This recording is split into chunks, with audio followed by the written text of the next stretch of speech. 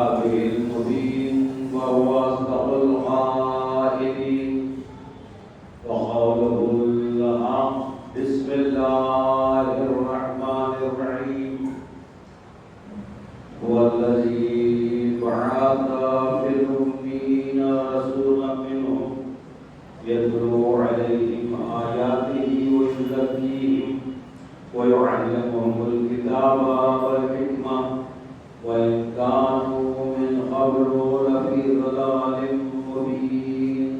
صلوات اللهم صل على محمد وآل محمد.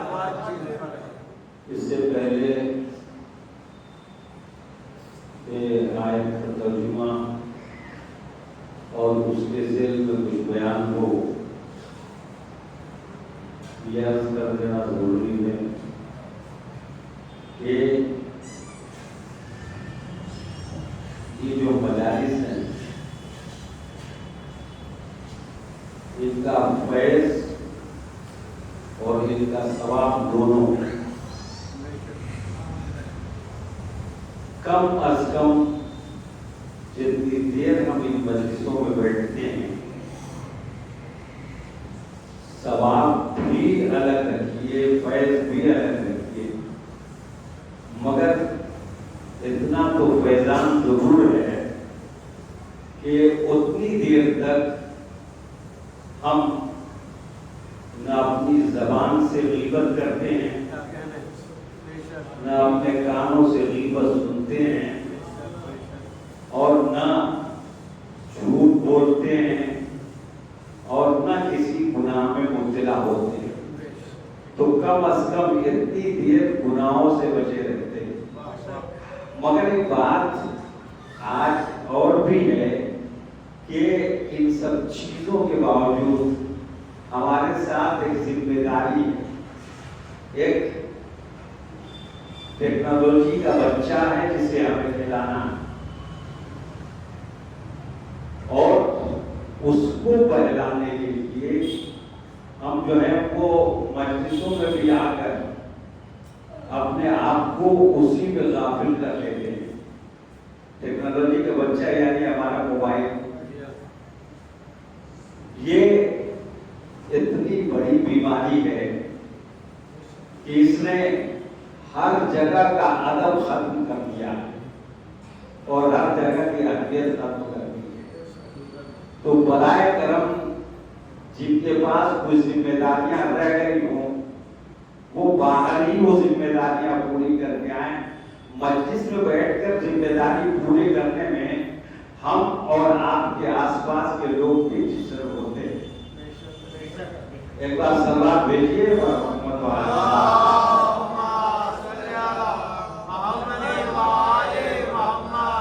خداوند کریم قرآن مجید میں ارشاد فرما رہا ہے، وہ ہے جس نے ایسا رسول بھیجا امیین میں جو انہی میں سے تھا۔ کیا ذمہ داری دے کر بھیجا؟ مجلسوں میں آہستہ آہستہ عرض کی گئی ہیں کہ آیات کی تلاوت اس کی ذمہ داری تھی، نفوس کی پاکیزگی اور سدھار اس کی ذمہ داری تھی، تعلیم قرآن اس کی ذمہ داری تھی اور حکمت کے رموز بتانا اس کی ذمہ داری تھی۔ اب اگر جانشین تلاش کرنا ہے، ختم رسالت کے بعد ضروری ہے کہ جانشین بھی ہو، اور اتنا ضروری ہے کہ مسلمان اس کو رسول اللہ کی معاذ اللہ میت چھوڑ کر پورا کرنے کے لیے جو وہ جمع ہو جاتے ہیں۔ یہ اور بات ہے کہ مسلمانوں کو زیادہ فکر ہے، نہ اللہ کو اپنے دین کے ذمہ دار کی فکر ہے، نہ رسول اللہ کو اپنے جانشین کی فکر ہے۔ یعنی جس نے باغ لگایا اس کو محافظ کی فکر نہیں ہے، جو باغ سے صرف پھل کھانے آئے ہیں ان کو محافظ کی فکر ہے۔ محمد وعلی اللهم صل على محمد وآل محمد وعجل. یہ عجیب بات ہے. بہرحال تو یہ جانشینی کی جو فکر تھی اس نے جانشین بنائے، اور جب جانشین بنائے تو انہوں نے ترک یہ دیا کہ امرہم شورا بینہم، رسول اللہ کے بعد مسلمانوں کی ذمہ داری ہے کہ وہ اپنے امر میں مشورہ کر لیں اور مشورہ کر کے کسی کو بنا لیں. یہ جو تمہید ہے اس کو بہت غور سے بچے سنیں گے تاکہ بات سمجھ میں آئے. امرہم، کن کا امر؟ مسلمانوں کا امر. تو بھیا مسلمانوں کا امر الگ ہے اور اللہ کے امر الگ ہیں. تمہارا امر تمہاری سبزی بھاجی ہے، تمہارا کام دھام ہے، تمہارا خانوادہ اور خاندان ہے، یہ تمہارا امر ہے. مگر اللہ کا امر ہے کہ اللہ کی معرفت، رسول اللہ کی معرفت، رسول کے بعد اولو الامر کی معرفت، اور معرفت ہی نہیں اطاعت بھی. جو امر خدا تھا وہ اللہ کا رسول ہمیشہ سامنے لاتا رہا. جو امر خدا تھا وہ اللہ کا رسول ہمیشہ سامنے لاتا رہا. امر خدا تھا علم پہنچانا، کہہ دیا آنا مدینۃ العلم میں وہ علی بابا. امر خدا تھا حکمت کی تعلیم دینا، اس نے رسول نے کہہ دیا آنا دار الحکمت وہ علی بابا. امر خدا تھا جہاد کرنا، ظالموں سے مسلمانوں کی حفاظت کرنا اور اسلام کی حفاظت کرنا. تو اللہ نے ہر جگہ اس امر کی حفاظت کے لیے ایک صاحب امر کو بھیجا، اور ہر جگہ اس نے کھڑے ہو کر فتح، نصرت، کامیابی اسلام کو دلائی. بدر ہو، حنین ہو، خیبر ہو، خندق ہو، احد ہو، صفین ہو، ہر جگہ کامیابی دلا کے بتائی کہ امر خدا کی حفاظت کرنا اسی اولو الامر کا کام ہے جو رسول کے ساتھ ساتھ ہے. اب جو ہے وہ آگے دیکھتے جائیے ذوالشیرہ سے لے کر اور پیغمبر کی زندگی تک. جب امر خدا کی حفاظت کی ذمہ داری آئی تو پروردگار کے حبیب نے ایک ہی کو پکارا، ایک ہی کو بلایا، کسی اور کو نہیں بلایا. جب بلانا ہوا تو جو ہے وہ ایک کو بلایا. اور اگر کبھی مسلمانوں کو بلایا بھی تو مسلمان تو اٹھے نہیں، وہی اٹھا جس کو ہمیشہ رسول بلاتے رہے. صلوات بھیجیے محمد وعلی محمد.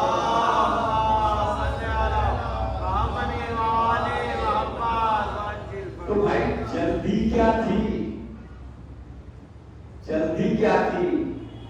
جلدی اس لیے تھی کہ وہ اگر ایک لمحے کے لیے بھی رسول اللہ کے بعد نئے مسلمانوں کو معلوم ہو جائے، کافروں کو معلوم ہو جائے، مشرکین کو معلوم ہو جائے، یہودیوں کو معلوم ہو جائے کہ اب رسول کی جگہ پہ کوئی نہیں ہے، اب رسول کی جگہ پر کوئی نہیں ہے، تو وہ جو ہے وہ نئے مسلمان واپس پلٹنے لگیں گے. بھئی اتنے کچے مسلمان ہوئے کیوں بھائی؟ صلوات بھیجیے محمد وعلی محمد. اللهم صل على محمد وآل محمد. کافر غالب آنے لگیں گے، ایسے کچے غالب ہوئے کیوں آپ؟ اور مشرکین حملہ ہو کر دیں گے تو ایسے جو ہے وہ بزدل ہوئے کیوں کہ مشرکین تم پر حملہ کرنے کی ہمت کریں. بہرحال یہ سب گودا رہا، بنا دیا سمجھ. اچھا جی بنا دیا آپ نے، تو یہ جو آپ نے بنایا ہے یہ کیا بنایا؟ کہا خلیفہ راشد بنایا. کیا بنایا؟ خلیفہ راشد. اور حدیث بھی لے آئے، جس ٹکسال سے بھی لائے ہوں حدیث لائے کہ پیغمبر نے فرمایا کہ میرے بعد خلیفہ راشدہ 30 سال تک رہے گی. یہی حدیث ہے نا بھائی؟ کیا حدیث بتائی کہ میرے بعد خلافت راشدہ 30 سال تک رہے گی. میں نے عرض کیا تھا کہ جانشینی کے مسئلے کو بھی دیکھنا ہی پڑے گا نا بھائی جی. خلافت راشدہ میرے بعد 30 سال رہے گی. اچھا جب 30 سال دیکھنے میں آئے تو کہا 4 خلیفہ راشد ہوئے. کتنے؟ 4. اور چوتھے پر بھی 30 سال پورا نہیں ہوا تو 5واں خلیفہ راشد بھی ایک آیا اور 6 مہینے اس کو بھی مل گئے، یعنی امام حسن علیہ السلام. تو بھائی جو ہے وہ امام حسن علیہ السلام کے بعد جب انہوں نے سلو کر دی تو طٰہٰ حسین نے بھی لکھا، مودودی نے بھی لکھا اور ساری تاریخوں نے لکھا کہ اس دن سے خلافت راشدہ ختم ہو گئی. جس دن امام حسن نے سلو کر دی جس کے ہاتھ پر، اس دن سے خلافت راشدہ ختم ہو گئی، یعنی دینی حکومت ختم ہو گئی. اور اس کے بعد ملوکیت آ گئی. اس کے بعد کیا آئی؟ ملوکیت آ گئی. یہ تاریخ میں سب نے مانا ہے. اچھا تو ملوکیت آ گئی تو ملوکیت آنے کے بعد ہوا کیا؟ یہ بادشاہ ہونا شروع ہو گئے. خلیفہ تو ہوئے نہیں، بادشاہ ہونا شروع ہو گئے. پہلے میں بتا دوں کہ خلافت بھی کسی روایت اور حدیث سے ثابت نہیں ہے کہ مسلمان کسی کو دیتے، اس لیے کہ خلافت بھی ایک اتنا عظیم منصب ہے کہ خلافت اللہ نے کسی غیر معصوم کو دی نہیں ہے. اللہ نے خلافت بھی نبیوں کو دی ہے. پہلی خلافت کس کو دی؟ حضرت آدم علیہ السلام کو. کیا فرمایا کہ میں زمین پر خلیفہ بنانے والا ہوں. انی جاعل فی الارض خلیفہ. کس کو بنایا؟ نبی کو.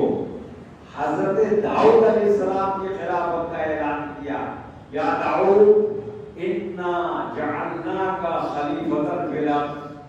معلوم یہ ہوا کہ نہ خلیفہ لوگ بنا سکتے ہیں، بناتا ہے اللہ اور دیتا ہے کسی معصوم نبی کو خلافت، اور نہ امامت کسی کے بنانے سے بنتی ہے، نہ امام کسی کے بنانے سے بنتا ہے. اس لیے کہ امامت بھی اللہ نے دی ہے تو نبی کو دی ہے، خلیل کو دی ہے، اپنے رسول کو دی ہے. آواز دی. کیا ارشاد فرمایا کہ انی جاعلک للناس اماما.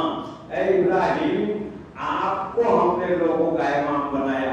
معلوم یہ ہوا کہ امام بھی اللہ بناتا ہے، خلیفہ بھی اللہ بناتا ہے. مگر چلیے آپ نے بنا دیا. اتنے دنوں تک ہم نے برداشت کر لیا. خلافت راشدہ گئی، اب ملوکیت آ گئی، اب تو بادشاہ ہو گئے. تو بھائی بادشاہوں کو بادشاہ اگر آپ رکھتے تو کوئی پریشانی نہیں تھی. بادشاہ اگر بادشاہ رہ کے حکومت کرتا تو بھائی بادشاہوں کو ہمیشہ سے دنیا جانتی ہے کہ بادشاہ اور بادشاہ مملکتوں کا حاکم، ملک کا حاکم کیا ہوتا ہے. یہ بادشاہ کیا ہوتی ہے؟ اس میں خون پیا جاتا ہے، اس میں بھائی کو قتل کرتا ہے، اس میں بیٹا باپ کو قید کرتا ہے، اس میں سب کچھ ہوتا ہے. تو ہوتا رہتے ہیں، کوئی بات نہیں ہے. مگر شکایت یہ ہے کہ آپ نے اسلام نام رکھ لیا اس کا، آپ نے اسلامی حکومت اس کا نام رکھا، اور یہی نہیں ان کو بھی خلیفہ کہا، ان کو بھی یعنی خلیفۃ اللہ کہا، ان کو بھی رسول اللہ کا جانشین کہا۔ نتیجہ یہ نکلا کہ وہ انہوں نے اپنے آپ کو امیر المومنین کہلوایا۔ کتنا عظیم لفظ ہے امیر المومنین کہ جب کسی نے امام حسن کو امیر المومنین کہا تو امام حسن نے کہا بھائی میں امیر المومنین سے ملقب نہیں ہوں۔ امام زین العابدین سے کہا گیا کہ میں ملقب نہیں ہوں، چھٹے امام سے کہا گیا ان کا میں ملقب نہیں ہوں، یہ لقب جو ہے وہ صرف ہمارے سید و سردار مولائے کائنات حضرت علی بن ابی طالب علیہ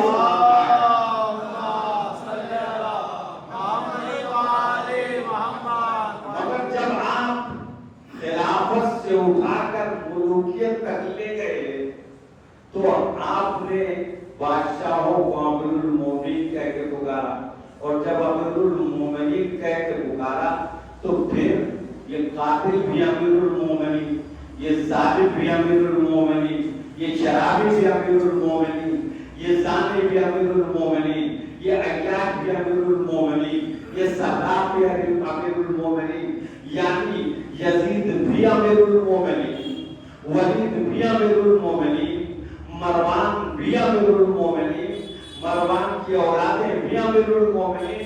معلوم یہ ہوا کہ امیر المومنین جب ایسے ہوئے تب پھر دنیا نے کہا کہ بھئی جب امیر ایسا ہے تو مومن کیسے ہونے چاہیے۔ سلام بھیجیے وقت محمد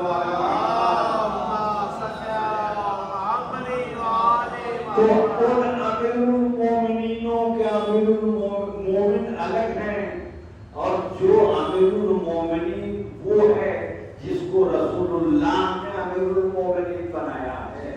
تو وہ امیر المومنین کیسا ہے؟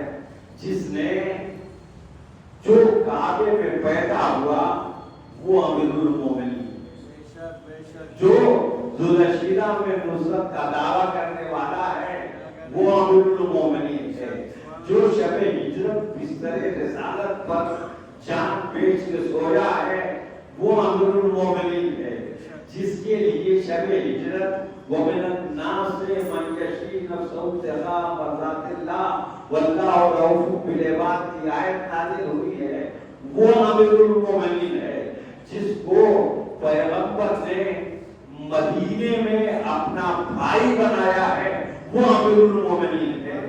اب میں بتاؤں آپ کو کہ پیغمبر اکرم صلی اللہ علیہ وسلم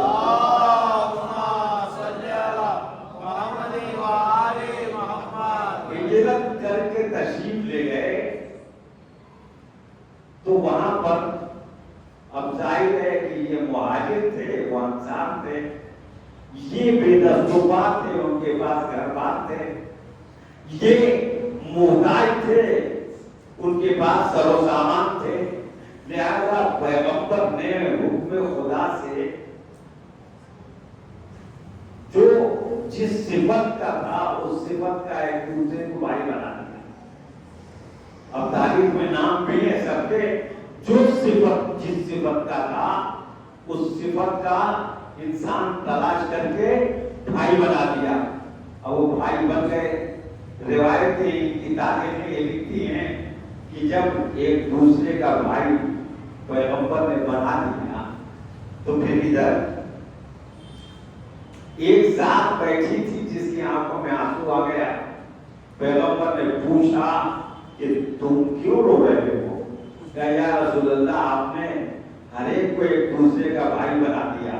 پہلے بچوں سے بتا دوں کہ بھائی اسلام نے سارے مسلمانوں کو انما المؤمنون اخوہ کہہ کے پکارا ہے، مومنین ایک دوسرے کے بھائی ہیں۔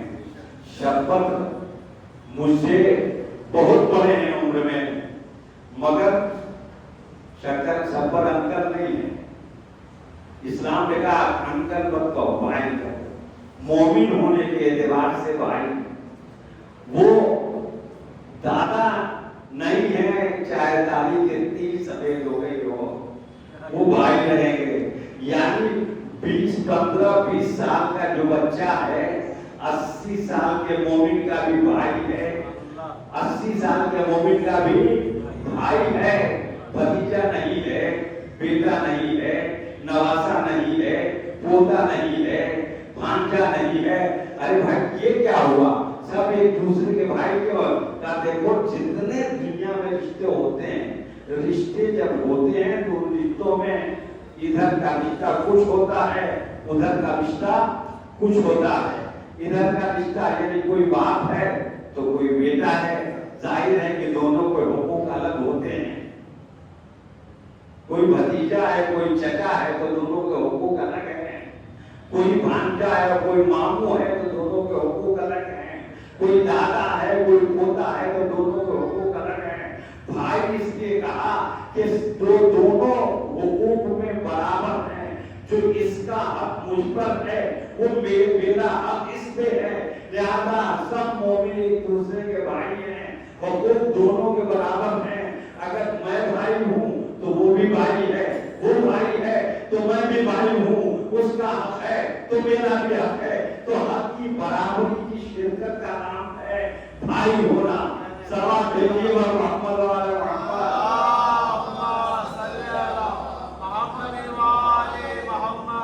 تو اب برابری کے حق کی شرکت ہو گئی، بھائی سب کو بنا دیا.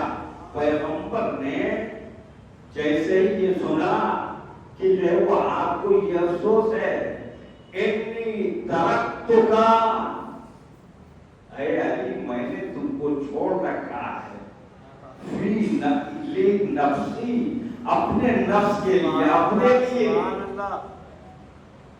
اے علی میں نے، یعنی روایت میں تاریخ میں جملہ ہے اتنی درخت کا نفسی، اے علی میں نے تمہیں چھوڑ رکھا ہے اپنے لیے. اس لیے کہ بھائی بھائی حقوق میں برابر ہوں گے اور تم حقوق میں اور لوگوں کے برابر نہیں ہو سکتے. لہذا آواز یہ انت آخری پھر دنیا والآخرہ، تم دنیا میں بھی میرے بھائی ہو، آخرت میں بھی میرے بھائی ہو. سلام بھیجیے پر محمد والے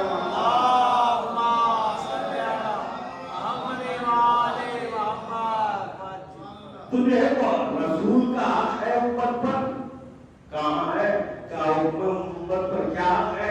کہا امت کے لیے رسول کی ذات واجب الطاعت ہے، رسول کی اطاعت امت پر واجب ہے.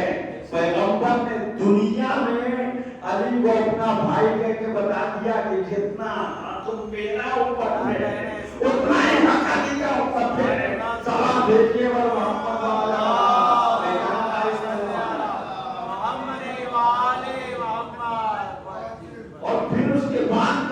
سمجھ میں نہیں آیا تو کیا اچھا فرمایا کہ حق کو علی کا حق کے والد علی ولد، امت پر علی کا حق ویسا ہی ہے جیسا والد کا حق بیٹے پہ ہوتا ہے. اور بیٹا انا و علی ابوا هذه الامه، میں اور علی دونوں اس امت کے باپ ہیں. جیسے میری اطاعت ان پر واجب ہے اسی طرح علی کی اطاعت ان پر واجب ہے. سلام بھیجیے پر محمد والے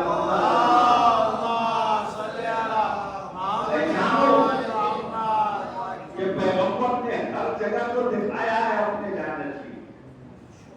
کبھی کسی جگہ پیغمبر نے علی کو چھوڑا ہی نہیں اور کسی کو اپنی جگہ پر لا کے دکھایا ہی نہیں. سورہ برات نازل ہوا، آپ سنتے رہتے ہیں کہ پیغمبر نے ایک بزرگوار کو دے دیا، کہا لے جاؤ مشرکین کو سنا دینا. اور وہ امیر جماعت بن کے بڑے خوش سے جا رہے تھے. اب وہ دل میں کتنی کمزوری آ رہی تھی اس کا تو پتا نہیں، مگر جو ہے وہ دنیا کے سامنے یہ ضرور ہو رہا تھا کہ جو ہے وہ اب ابھی جماعت بن کے جا رہا ہے، کیوں؟ اس لیے کہ سورہ برات مل گئی. جیسے ہی یہ سورہ برات لے کے کچھ آگے بڑھے، جناب جبرائیل نازل ہوئے. میں کہوں گا جبرائیل پہلے یہ بتا دیجئے کہ رسول سے بھول ہو سکتی ہے یا نہیں؟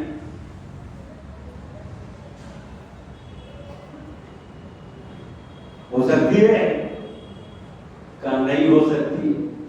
تو میں کہا جب بھول نہیں ہو سکتی تو رسول نے حقدار کو کیوں نہیں دیا؟ تو شاید وہ آواز دے کہ قدرت کا منصوبہ یہی ہے کہ دنیا آج بھی پہچان لے کہ اگر کسی کو بروقت دیا جائے تو کوئی منصب، کوئی عہدہ، کوئی ذمہ داری دی جائے تو ذمہ داری صرف اس لیے نہیں دی جاتی کہ یہ حقدار ہے، کبھی کبھی ذمہ داری آزمانے کے لیے بھی دی جاتی ہے. سلام بھیجیے بر محمد والا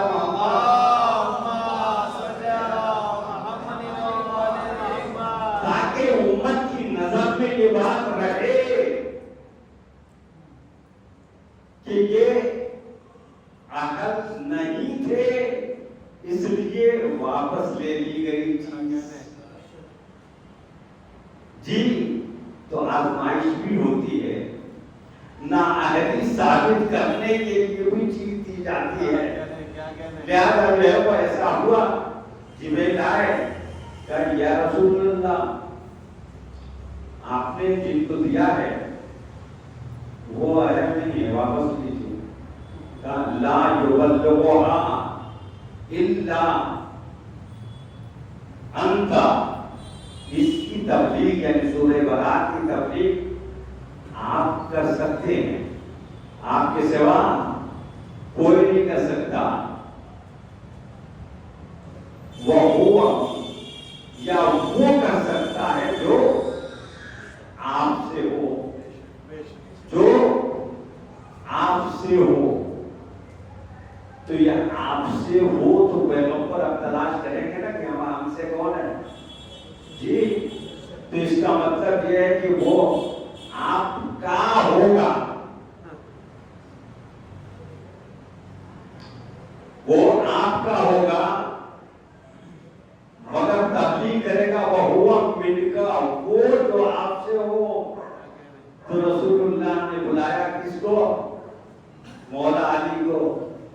اور جب بلایا اور ان کو دیا، یہ تاریخ ہے، تو وہ کہا علی جاؤ اور ان سے واپس لے لو. علی جاؤ اور ان سے واپس لے لو. مجھے تو یہ سمجھ میں آیا کہ پیغمبر نے کسی کو دے کر واپس کرایا اور کرا کے یہ بتا دیا کہ مسلمانوں جب میں خود دے کر واپس لے لیتا ہوں تو تم کسی کو دے دو گے تو علی ایک نہ ایک دن واپس لے ہی لے گا. سلام بھیجیے اور محمد والا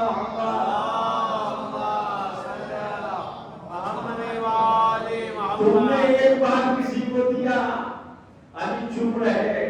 دوسری بار کسی کو دیا، علی چپ رہے. تیسرے بار کسی کو دیا، علی چپ رہے. اور یہ جن کو دیتے رہے، ایک ایک زینہ نیچے آتے رہے. علی ممبر کے چاروں زینے جو طے کر کے جا کے عرصہ ممبر پر بیٹھے. کسی نے کہا علی یہ سب کے سب تو نیچے آتے تھے، آپ اوپر کیوں چلے گئے؟ کہا سنو، قدر جل علی مکان ہے.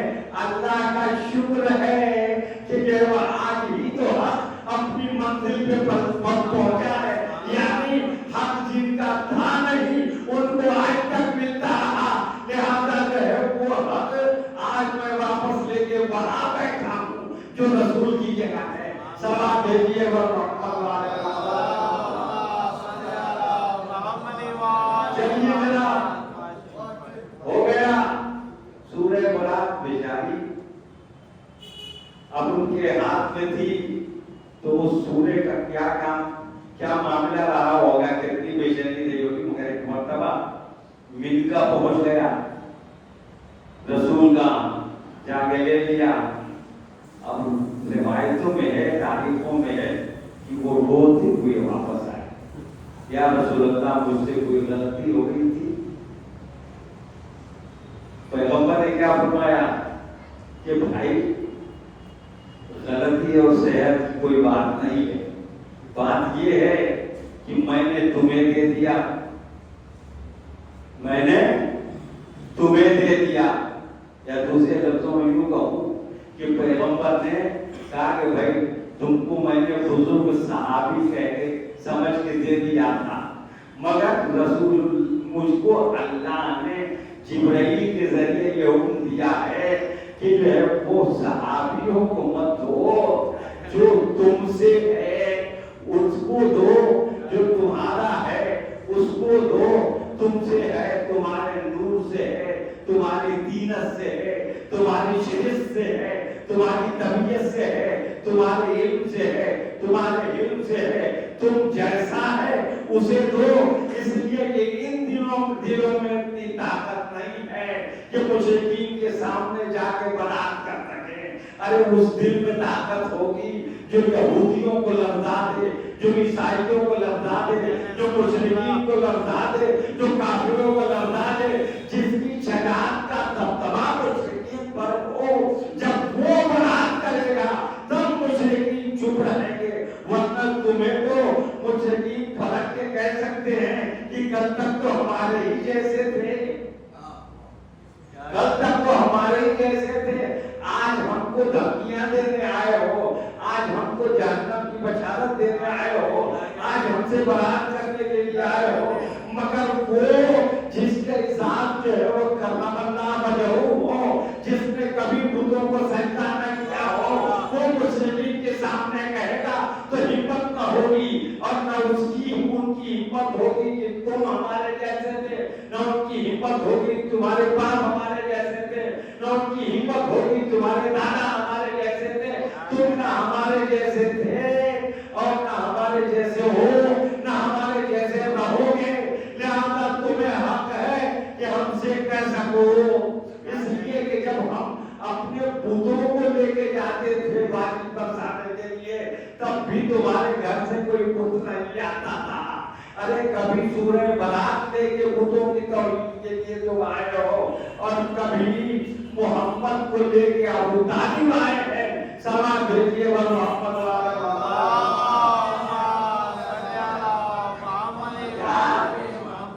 کیا زمانہ پہچانے گا، ایک ایک جگہ پر پہچانوایا. سورہ برات آ گیا، علی نے جا کر سورہ برات کی تبلیغ فرمائی اور کہہ دیا کہ مشرکین نجس ہیں، نجس ہیں.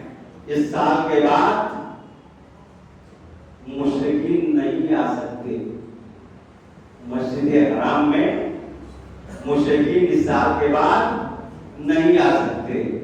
ایک اکیلا انسان مشرکین کے مجمع میں کھڑا ہو کر کہتے کہ کس کے دل کی طاقت ہے، یا تو محمد کے دل کی طاقت ہے جو اپنے اللہ کی الوہیت کا اعلان کرے، یا علی کے دل کی طاقت ہے کہ مشرکین کی بد سے برات کا اعلان کرے. سوال بھیجیے اور محمد والا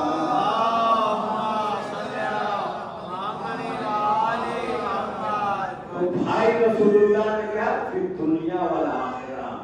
ارے بھائی تو دنیا میں تو پیغمبر نے بھائی کہہ کے بتا دیا کہ جو امت پر میرا حق ہے وہ علی کا حق ہے.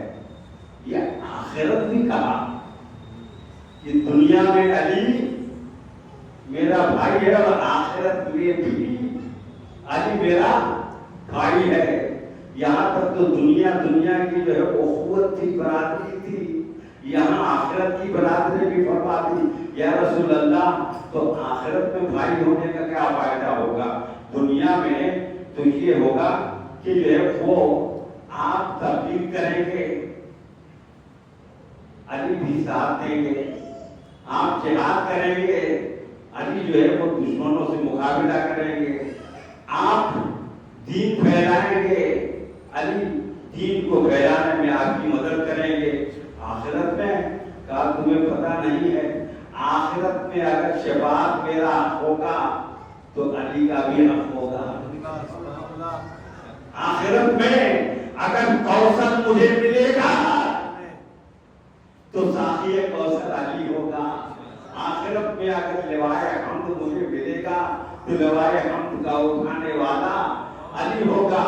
آخرت میں اگر جنت و جہنم دینا میرا ہوگا تو علی قسیم النار والجنہ، علی جنت و جہنم کا تقسیم کرنے والا ہوگا. ثواب بھیجیے اور محمد تو دنیا میں بھی علی کا آخرت میں بھی علی کا حق بتا دینے کے بعد دنیا جو ہے وہ ادھر ادھر جا رہی ہے. پیغمبر نے کہا ابھی یہ سمجھے نہیں، ذرا سا اور سمجھا دوں. کیا فرمایا؟ علی مع الحق والحق مع علی، اللہم اقدم الحق حیث دار علی. سنو، علی حق کے ساتھ ہے اور حق علی کے ساتھ ہے. اور حق اے اللہ ادھر ادھر جائے جدھر جدھر علی جائے. پیغمبر کی دعا ہے، قبول ہو گئی یا نہیں ہوئی؟ تو ہو گئی. کہ اب علی جدھر جائے گا حق ادھر جائے گا. یعنی حق کے پیچھے علی کو نہیں جانا ہے، علی کے پیچھے حق کو جانا ہے. یہی تو امام حق ہونا ہے. سلام بھیجیے محمد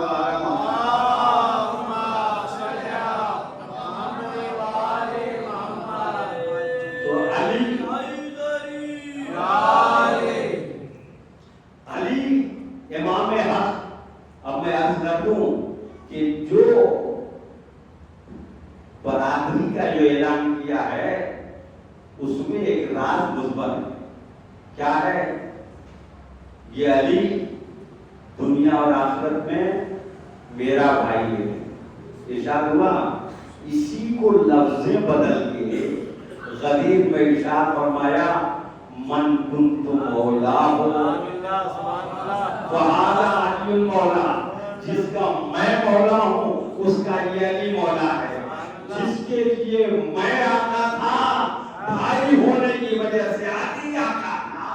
جس کے لیے میری اطاعت واجب تھی ان کے لیے علی کی بھی اطاعت واجب تھی.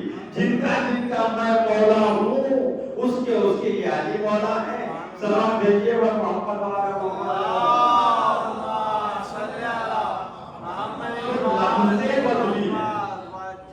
لفظیں بدلی ہیں اور کچھ بھی نہیں بدلا ہے. تو پتہ چلا کہ علی کو ہر جگہ پیغمبر نے پہچانوایا ہے کہ میرے بعد اگر کوئی آ سکتا ہے تو علی آ سکتے ہیں.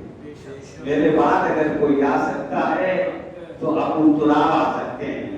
میرے بعد کوئی آ سکتا ہے تو امیر المومنین آ سکتا ہے. میرے بعد اگر کوئی آ سکتا ہے تو یعقوب الدین آ سکتا ہے. میرے بعد کوئی آ سکتا ہے تو قائد الغر المحجلین آ سکتا ہے.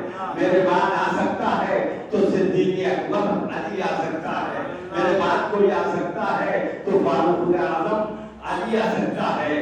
میرے بعد اگر کوئی آ سکتا ہے تو میرے حکمت کا در آ سکتا ہے. میرے بعد کوئی آ سکتا ہے تو میرے علم کا شہر علم کا دروازہ آ سکتا ہے. میرے بعد کوئی آ سکتا ہے تو میرا نفس آ سکتا ہے. شان تو یہ ہے کہ پروردگار نے بھی قرآن مجید میں آواز دی کہ اے رسول منافقین مشرکین سے جنگ کیجیے، کافروں سے جنگ کیجیے، جہاد کیجیے. اور اس کے بعد کیا ارشاد ہوا؟ قاتل فی سبیل اللہ، اللہ کی راہ میں قتال کیجیے. جہاد نہیں، کیا؟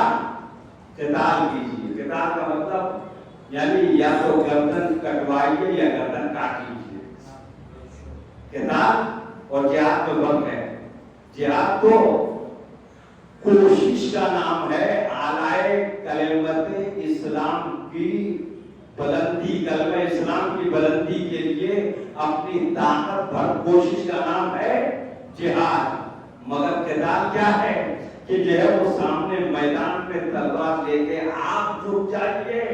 اگر آپ قتل ہو جائیے تو غازی، ورنہ آپ قتل ہو جائیے تو شہید، اور قتل کر کے آ جائیے تو غازی. مگر قتال ہونا ہے، گردنیں کٹنی اور کاٹنی ہے، گردنیں کٹنی اور کٹوانی ہے. کوئی تاریخ بتا دیجئے پیغمبر تلوار لے کے کسی میدان میں جھکے ہوں اور کسی قاتل کی، کسی کافر کی گردن کاٹی ہو. رحمت للعالمین تھے، ہو ہی نہیں سکتا. اس لیے کہ رحمت ہاتھ نامے ہوئے تھی کہ تلوار پر چلائیے، اور رسالت پاؤں تھامے ہوئے تھی کہ میدان سے مت ہٹیے. کیا کہنے سبحان اللہ. لہذا رسالت میدان میں آگے رکھتی تھی اور رحمت ہاتھ تھامے ہوئے تھی کہ چلا مت دیجیے گا تلوار. لہذا پیغمبر کے لیے حکم ہوا کہ قاتل فی سبیل اللہ لا تکلف الا نفسک. اے رسول آپ تلوار چلائیے، مگر آپ اگر نہ چلائیے تو آپ ہی کو چلانا ہے. اس لیے یا تو آپ چلائیں گے یا جو آپ کا نفس ہے وہ چلائے گا. یہ قرآن کی آیت ہے، کوئی روایت نہیں ہے. یہ آپ چلائیں گے یا وہ چلائے گا جو آپ کا نفس ہے. یعنی آپ کی جگہ پر اگر کوئی میدان جہاد میں قتال کرنے کے لیے آئے گا تو وہ آئے گا جو آپ کا نفس ہے. یعنی آپ کی جگہ پہ آدمی جانشینی آپ کے نفس کا حق ہے، کوئی دوسرا نہیں کر سکتا. پیغمبر نے تلوار چلائی نہیں، حکم چلانے کا تھا. لہذا علی سے تلوار چلوا کے پیغمبر نے ثابت کر دیا کہ دیکھو اگر میرے امور کو کوئی انجام دے سکتا ہے تو میرا نفس علی انجام دے سکتا ہے. سبحان دیکھیے وہ محمد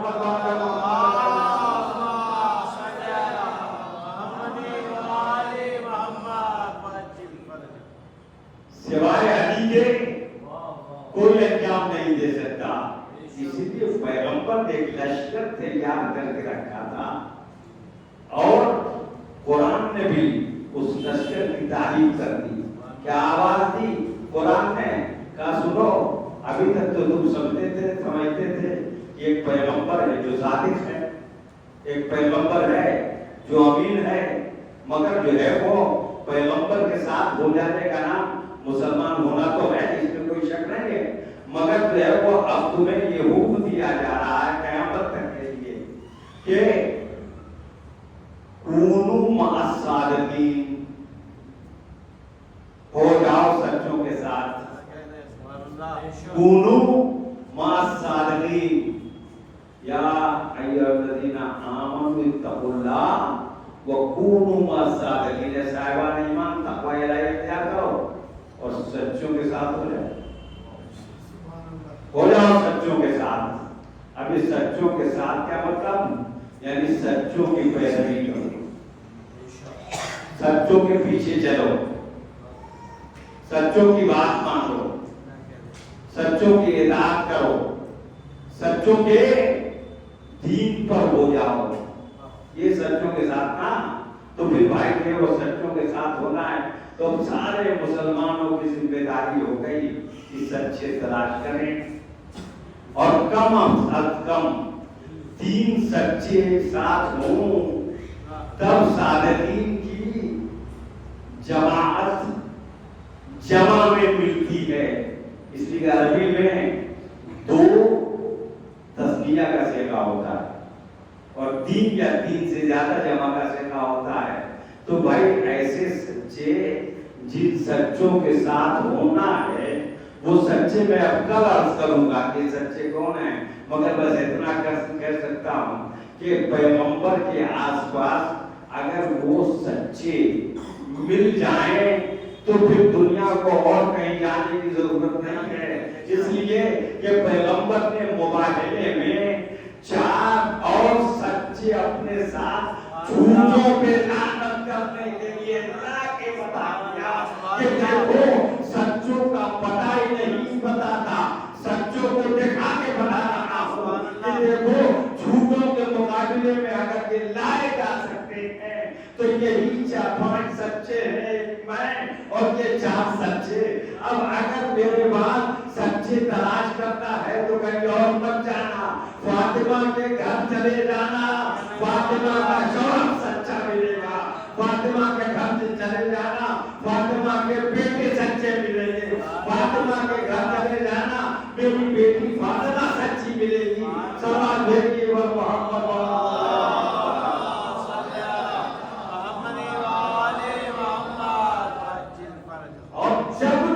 کے مقابلے میں آنا ہوا تو یہی سچے آئے. بس فرق یہ رہا کہ اگر فاطمہ نہیں رہی تو ثانیہ زہرا زینب نہیں, اگر علی نہیں رہے تو علی کے لال حسین تشریف لے گئے.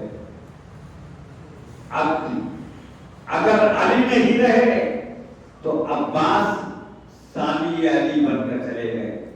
اگر رسول نہیں رہے تو حسین رسول کی جگہ پہ چلے گئے, اور حسن نہیں رہے تو قاسم کو بھیج دیا شبیہ حسن بنا کر, اور دنیا کو بتا دیا کہ دیکھو کل بھی جھوٹوں کے مقابلے میں نورانی سچے تھے اور آج بھی جھوٹوں کے مقابلے میں نورانی سچے ہیں. ان سچوں کی عظمت اور ان کی بلندی کو اگر پہچاننا ہے تو پہچانو ظالم کا دربار ہے, ظالم کا دربار ہے. رسیوں میں جکڑے ہوئے اسیر ہے کسی میں ہمت جو اتنے بڑے ظالم کے سامنے ظالم کے ظالم کو ٹوک کر کہے کہ اے آزاد کردہ لوگوں, اے غلاموں کی اولاد, تو جھوٹا, تیرا خاندان جھوٹا, ہمارے رب نے ہم پر جو کرم کیا ہے ہم اپنے رب سے پورا خیر ہی خیر دیکھتے ہیں. یہ علی کی بیٹی کی آواز, یہ علی کے لاڈلی کی آواز ہے. اس نے کہا دیکھا اللہ نے تمہارے ساتھ کیا کیا, کا خیر کیا اللہ نے ہمارے ساتھ. اور تو اپنے فعل کو اللہ کا فعل کہتا ہے. اللہ عادل ہے, اللہ ظلم نہیں کرتا.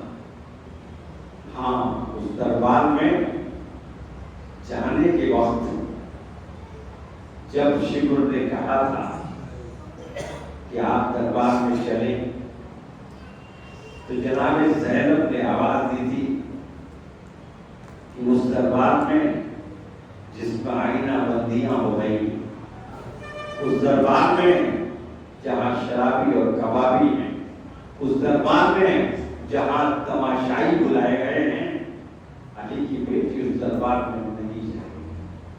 ایک مرتبہ شمر ملون نے اس دربار تک لے جانے کے لیے تازیہ کا لہرایا تھا, اور علی کی بیٹی کی نگاہ سر امام حسین کی طرف اٹھ گئی تھی. اور جیسی ہی سر کی طرف نگاہ اٹھی ویسے ہی دیکھا کہ بھائی کے آنکھوں میں موٹے موٹے آنسو ہیں. بس یہ آنسو دیکھ کر زینب تڑپ گئے, بھول گئی کہ ظالم تازیانہ لیے ہوئے کھڑا ہے. آواز دی بھیا کس چیز نے بتا دیا, کیا علی اکبر کی جوانی یاد آ گئی, کیا قاسم کی پامال لائٹ یاد آ گئی, کیا عباس کے کٹے ہوئے بازو یاد آ گئے, بھیا کیا علی اصغر کے گلے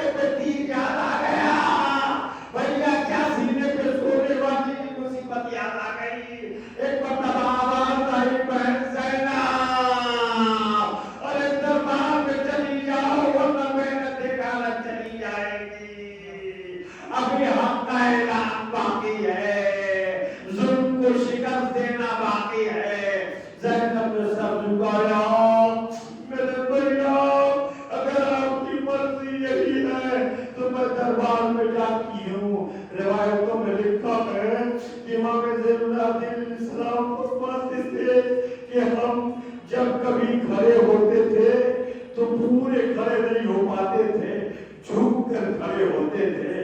دربار یزید میں بھی گئے تو تھوڑا جھکے ہوئے تھے۔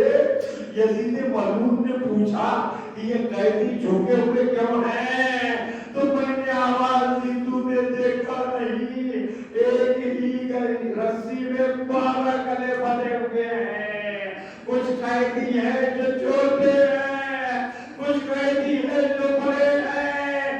ارے بڑے قیدی اس لیے جھکے ہیں کہ جب یہ کھڑے ہوتے ہیں چھوٹے قیدیوں کی، بچوں کی گردنوں کی رسیاں کھچنے لگتی ہیں، ارے گلے مجروح ہونے لگتے ہیں، بچے تڑپنے لگتے ہیں۔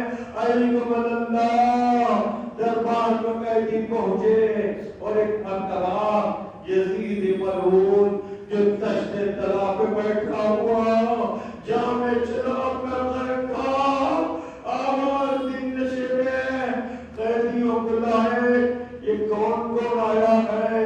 شمر ملعون آگے بڑھا اور ایک مرتبہ قیدیوں کو ان کے ناموں سے بچوانے لگا۔ اللہ اکبر! علی کے گھرانے کے قیدیوں کا نام، فاطمہ کے لاڈلے بچوں کا نام یزید دینے لگا، یہ فلاں ہے، یہ فلاں ہے۔ ایک مرتبہ شمر لینے لگا نام، یزید نے سنا۔ ایک مرتبہ یزید نے دیکھا ایک بالا قد وجاہت بی جن کا چہرہ بغلوں سے چھپا ہوا ہے، مگر اس پر بھی ان کا روپ و دبدبہ اور جلال ایسا ہے کہ سارے قیدی انہیں گھیرے ہوئے ہیں۔ کہا اس قیدی خاتون کا کیا نام ہے؟ بس اتنا سننا تھا۔ یزید ملعون کی طرف سے شمر ملعون نے نام بتانے کے لیے کوشش کی، مگر یزید نے کہا ذرا یہ جو گھیرے ہوئے قیدی ہیں ان قیدیوں کو ہٹا دے تاکہ میں بیوی سے خطاب کروں۔ اللہ اکبر! سید سجاد کرتے ہیں، پوچھئے سید سجاد میں کیا گنجی ہوگی، میں اس بیوی سے بات کرنا چاہتا ہوں، بس اتنا سننا تھا۔ شمر ملعون بیویوں کو ہٹانے کے لیے تازیانہ لے کے آگے بڑھا۔ ارے کئی بیویوں کو تازیانہ سے اذیت دے کے ہٹا دیا، مگر ایک بوڑھی ضعیفہ خاتون سیدہ زینب کے آگے کھڑی رہی۔ ارے اس نے جیسے تازیانہ لہرایا، یزید کے پیچھے 40 یا 70 حبشی غلام ننگی تلواریں لیے ہوئے کھڑے تھے۔ ارے مرزا نے آواز دی، اے حبش کے رہنے والوں، تمہارے ملک کی، تمہارے قبیلے کی خاتون پہ ظلم ہو رہا ہے، تم کھڑے دیکھ رہے ہو۔ ارے دربار کا منظر بدلنے لگا، یزیدی محافظ خود تلواریں لے کے آگے، حبشی غلام کھڑے ہو گئے۔ کہا یزید اگر ایک تازیانہ میں اس خاتون پہ پڑا تو یاد رکھ دربار میں خون کی ندی بہہ جائے گی۔ اتنا سننا تھا، زینب کا دل بھر آیا، ارمانوں کی دنیا میں طوفان آ گیا، غموں کا طوفان ایک مرتبہ لبوں تک آیا۔ ارے نجف کا رکیا بابا، ایک حبشی خاتون کے اتنے مددگار دربار یزید میں موجود ہیں۔ ہائے ملت اسلامی میں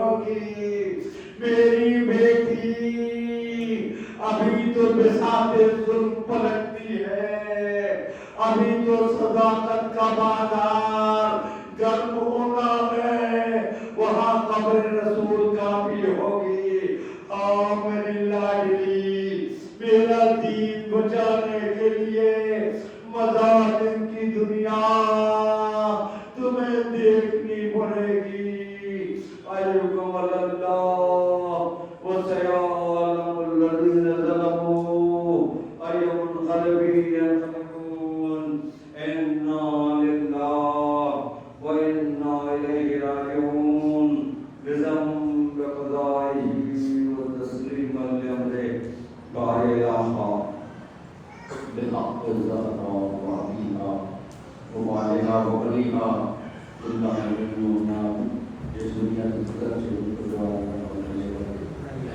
جزلنا الله على سؤال الرسول جو مقروض کو کسر جو پریشان جو پریشانی دور جو بیمار کو بیمار کر اللہ سب کو شفا کامیاب جہاں میں مظلومین ہیں ان کی مدد فرما ظالموں کو بھی سنا ہو آپ کے محمد علیہ السلام جب تک ہم دنیا میں رہے انہیں کو اس کو حسنہ کے ساتھ اس دنیا میں رکھنا اٹھانا انہیں کی محبت کے ساتھ اٹھانا امام زمانہ اسلام کرتے ہیں پھر دور فرما ہم کو ناصروں مشہور فرما آمین یا رب العالمین اللہم تقبل منا انک انت السمیع العلیم